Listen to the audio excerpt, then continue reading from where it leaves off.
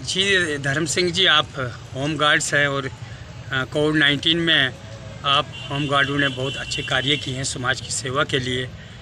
जो आपकी ड्यूटी लगी थी एसडीआरएफ के तहत आप लोगों ने यहाँ पे सेवा दी है, जन सेवा की है। इस पे क्या कहना आपको और सरकार की तरफ से आपको किस तरह की हेल्प इस समय में हुई है? सुरेंद्र जी, सबसे पहले मैं आपका मीडिया का आरपी ग्लोबल जो मीडिया है उनका मैं तहे दिल से आपका थैंक्स करता हूँ कि जो हमारी जो आवाज़ जनरल एडमिनिस्ट्रेशन तक आप पहुँचाते हो, और हम आपका तहे दिल से थैंक्स करते हैं। रही बात हमारी, आपने क्वेश्चन किया मेरे को कोरोना-19 की ड्यूटी बात कर रहे हैं।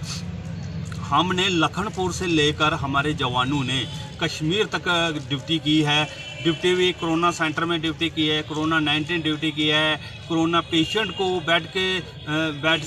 एक बेड से दूसरे को रूम में लिफ्ट के किराया हमारे लड़कों ने, जैसे कठुआ में देखो वहाँ उन्होंने लिफ्ट कराए लड़के। बख्शी नगर में हमारे कोरोना-19 सेंटर बने थे, वहाँ ड्यूटियाँ की। उसके बाद यहाँ उधमपुर में देखिए, यहाँ हमारे लड़के कोरोना-19 की ड्यूटियाँ कर रहे हैं। उसके बाद हमारे अपने आगे कश्मीर डिवीज़न देखो ना, अनंतनाग आ गया, बारामूला आ गया, बांडीपुरा आ गया, गांदरबल आ गया, उसके बाद पुलवामा आ गया। जितने भी ये कश्मीर के डिस्ट्रिक्ट हैं ना, सभी डिस्ट्रिक्टों में ये हमारे लड़के जो है अपनी जान जोखे पे डालकर ड्यूटियाँ कर रहे हैं। और डिपार्टमेंट और गवर्नमेंट ने हमारे साथ एक फार्म निकाला था, पीछे जैसे फार्म निकाला था कि आप हमें लिख कर दो, क्या आप हमारे लिख कर दो कि हमारी गवर्नमेंट जो है, गवर्नमेंट हमारी ये, आप हमें लिख कर ये चीज़ दो कि हम अपनी मर्ज़ी से ड्यूटी कर रहे हैं, ना हम आपको तनख्वाह मांगेंगे तो ना हम क्लेम देंगे आपको, तो ना आप हमें मांगना। और उधर सामने लिखा था वो फार्म पे, अभी तो मेरे पास फार्म नहीं है, फार्म में मैं आपको बताऊंगा, हमारे लड़कों फार्म में पड़े हैं। और गवर्नमेंट ने ऐसी हमारे लिए स्थिति बनाई थी, उन्होंने बोला ये गरीब जवान हैं, हम ऐसा काम करते हैं, हम तो गरीबी तो ख़त्म नहीं कर सके, गरीब को ही ख़त्म कर देंगे। और गवर्नमेंट इसका यही मिशन था कि जब होमगार्ड को ही जड़ से ही ख़त्म, जवानों को ही ख़त्म कर देते तो होमगार्ड ख़त्म ही ख़त्म है।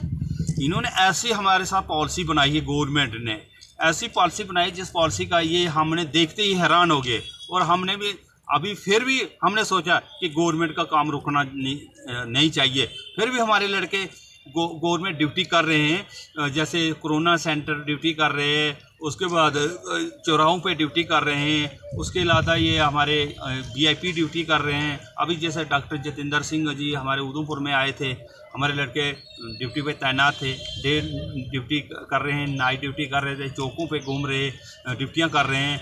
गवर्नमेंट यहाँ देखने की बात है सर कि होम गार्ड जो है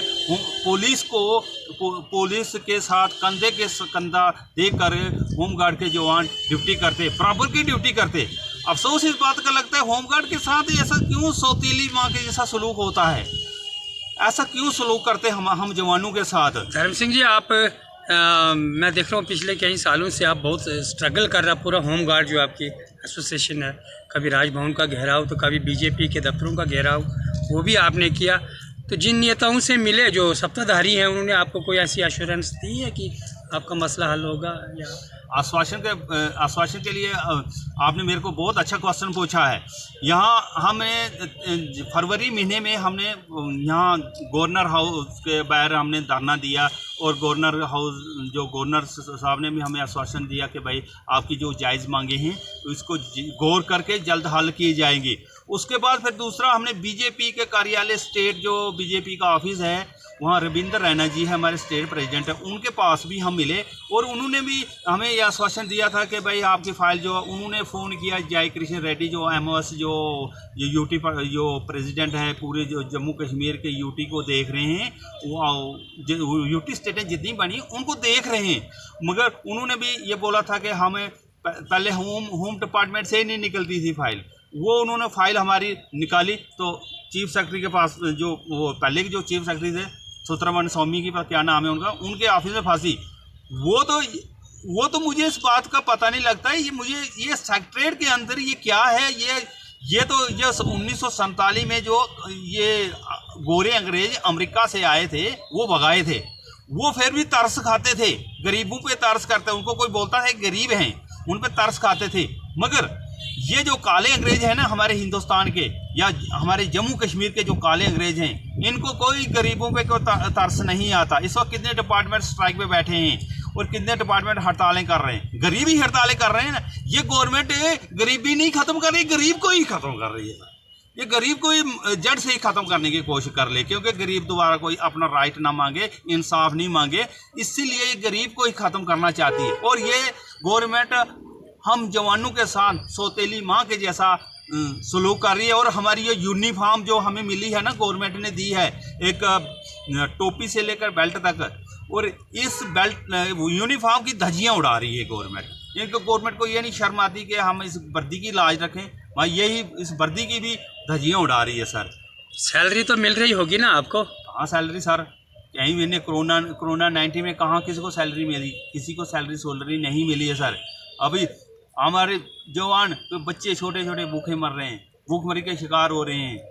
किसी डिपो में जाओ, पहले फिर भी राशन मिल जाता, अपने पैसे लेता, 5 किलो से ज़्यादा आटा और राशन मिलता ही नहीं है। हमारे जवान ही भूखमरी के शिकार हो, बच्चे अब स्कूल में देखो 5-5, 6-6 महीनों के 6 से 7-7 महीनों की फीसें देनी है। अच्छा, ऑनलाइन पढ़ाइयाँ हो रही है, वहाँ देनी, ट्यूशन देनी, मगर हमारे को कुछ नहीं मिलता है। आप सरकार को क्या मैसेज देना चाहते हैं इस पे? जो आप सरकार को यही मैसेज देते हैं, हमारे जो LG साहब हैं, एक हम उनसे बहुत बार मिल चुके हैं और उनसे ये हाथ जोड़कर रिक्वेस्ट करते, सबसे पहले तो हमारे मोदी जी हैं ना प्राइम मिनिस्टर, जो हमारे 2014 में आए थे, यहाँ बट्टर वाली उधमपुर में आए थे। इन्होंने 3 बार वैष्णो देवी की कसम खा के उन्होंने बोला था कि आप जब मेरी सरकार फुल फ्लाइट जम्मू कश्मीर में आएगी तो सबसे पहले यूनिफॉर्म वालों के साथ इंसाफ करूंगा। और वैष्णो देवी की माता की कसम खाकर उन्होंने बोला था कि मुझे पता है ये यूनिफॉर्म वालों को इंसाफ नहीं मिल रहा, वो कितनी पीड़ा जेल बर्दाश्त कर रहे हैं और किस हालत में जी रहे हैं, और मेरी सरकार आएगी सबसे पहले इनको मिले, मैं इनकी नौकरियां पक्कियां करूँगा। और उसके बाद 2015 में हमारे पास सुप्रीम कोर्ट ऑफ इंडिया ने हमारे हक में फैसला दिया कि इनको एक कांस्टेबल की सैलरी दी जाए। फिर हमारे हाई कोर्ट, जम्मू कश्मीर का जो हाई कोर्ट है, इन्होंने भी फैसला दिया था कि इनको भी जो सुप्रीम कोर्ट ने फैसला था उसी के मुताबिक इनको भी जो वो थे वसुंधरा कुमार जो हमारे चीफ जस्टिस थे जम्मू कश्मीर के, जो उन्होंने फैसला दिया था कि इनको भी उनके बराबर। मगर ना ये तो मानते सुप्रीम कोर्ट का फैसला, ना मानते ये हाई कोर्ट का फैसला। मुझे ये नहीं पता लगता ये कोई पाकिस्तान का फैसला, वो पाकिस्तान को जज को या अमेरिका को जज कोई फैसला देगा, कोई वर्ल्ड कोर्ट फैसला देगा, ये उसका फैसला मानेंगे। जब जम्मू कश्मीर की छोड़ो, जम्मू हाई कोर्ट नहीं मानते, ये सुप्रीम कोर्ट जो है ये भी तो एक इंडिया की सबसे बड़ी अदालत है ना। इससे बड़ी कोई हिंदुस्तान में अदालत है कोई?